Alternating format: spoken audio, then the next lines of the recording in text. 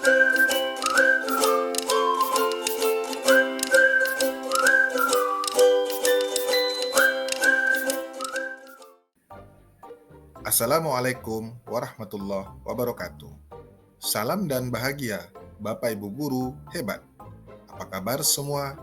Tetap semangat ya. Perkenalkan, saya Darwin dari SMA Negeri 1 Toho, Kabupaten Mempawah, Kalimantan Barat. Masih dalam seri Semangat Belajar Guru kedua. Kali ini saya akan berbagi informasi mengenai refleksi kedua dari modul yang telah saya pelajari, yaitu berpikir kritis dan penyelesaian masalah. Sebelumnya jangan lupa subscribe, like, dan komen agar channel ini semakin berkembang ya, dan mudah diakses oleh Bapak Ibu guru semua. Baiklah, selamat menyaksikan.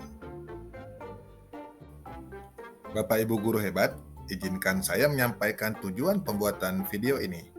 Tujuannya adalah menyelesaikan tugas pelatihan seri Semangat Guru 2 pada portal Guru Belajar di SIM PKB. Kemudian refleksi materi yang telah dipelajari pada modul 2, yaitu berpikir kritis dan penyelesaian masalah. Dan yang ketiga, berbagi pengalaman belajar kepada rekan sejawat. Nah, untuk memudahkan menjabarkan materi ini, ada 3 pertanyaan yang harus diselesaikan, yaitu 1. Apa hal baru yang Anda pelajari tentang berpikir kritis dan penyelesaian masalah? Yang kedua, bagaimana lembar aksi 1 membantu Anda untuk melatih berpikir kritis? Dan yang ketiga, apa tips Anda untuk para pengajar menerapkan berpikir kritis? Oke, mari kita ikuti bersama-sama. Pertanyaan pertama, apa hal baru yang Anda pelajari tentang berpikir kritis dan penyelesaian masalah? Nah, di sini saya mendapatkan pengetahuan dan pengalaman belajar mengenai berpikir kritis, di mana ini merupakan kegiatan observasi, refleksi, dan menalar, yang disiplin, mahir, dan aktif dalam membuat konsep-konsep dari menerapkan, menganalisa, dan mengevaluasi informasi.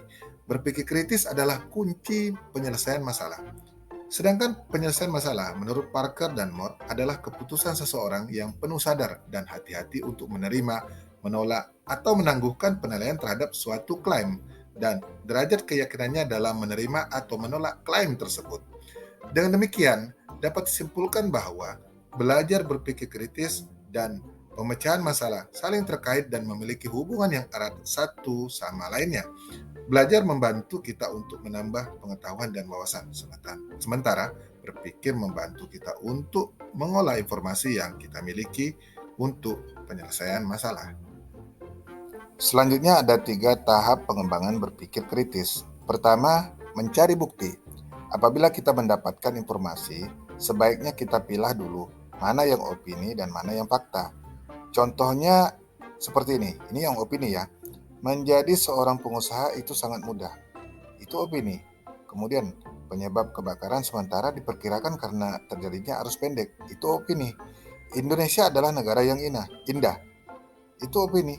Nah, kalau fakta kayak begini, masjid adalah tempat ibadah bagi umat muslim. Kemudian ada lagi nih, Provinsi Aceh dilanda bencana besar tsunami pada 2004. Kemudian ada lagi nih, matahari terbit dari timur dan terbenam dari barat. Nah, itu adalah fakta. Kemudian tahapan pengembangan berpikir kritis kedua adalah bertanya sebanyak mungkin. Artinya, timbulkan rasa penasaran tentang informasi yang kita dapat, sehingga muncul pertanyaan di benak kita. Mengapa terjadi begitu? Apa maksudnya? Kok bisa ya? Benarkah semua itu? Nah, seperti itu ya. Kemudian yang ketiga adalah metakognisi, yaitu berpikir tentang bagaimana saya berpikir, atau dengan kata lain, metakognisi itu berpikir tingkat tinggi yang melibatkan kontrol aktif dalam proses kognitif belajar dalam memecahkan suatu masalah. Misalnya, keputusan ini sudah tepat atau tidak ya? Kira-kira nanti jadinya seperti apa ya? Atau kalau ini saya batalkan, apa berpengaruh pada sesuatu hal? Nah, begitu. Jadi kita harus mempertimbangkan segala kemungkinan yang terjadi.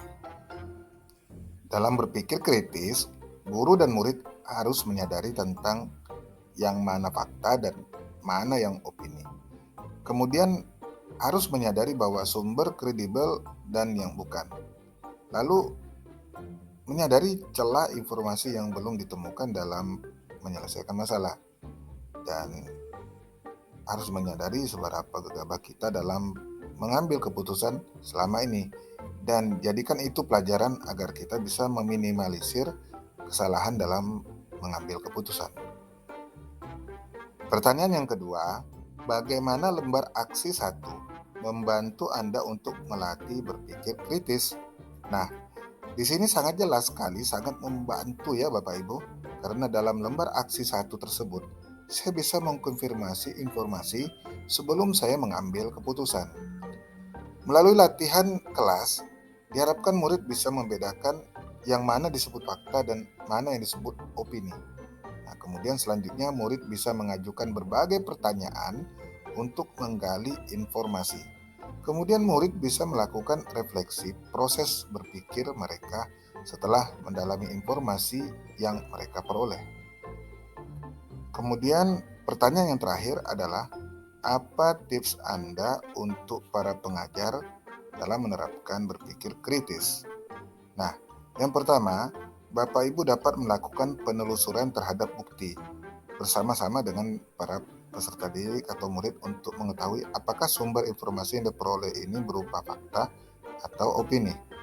Yang kedua, Bapak Ibu bisa memperbanyak bertanya karena rasa ingin tahu dan penasaran dengan mengembangkan prinsip 5W+1H dengan berkolaborasi dengan para murid.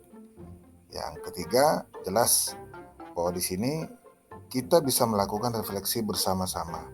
Hal ini kita gunakan untuk mengetahui apakah sumber yang diperoleh itu merupakan sumber yang benar atau tidak benar. Di akhir pemaparan ini, saya ingin mengajak Bapak Ibu guru hebat, mari kita mengikuti BIMTEK Mandiri melalui program Semangat Guru Kedua ini dengan aktif membuka portal SIM PKB ya, dan masuk ke portal Guru Belajar. Tentukan alur belajar dan atur jadwal pembelajaran dengan sebaik-baiknya. Nah, Bapak Ibu guru hebat, terima kasih atas perhatiannya.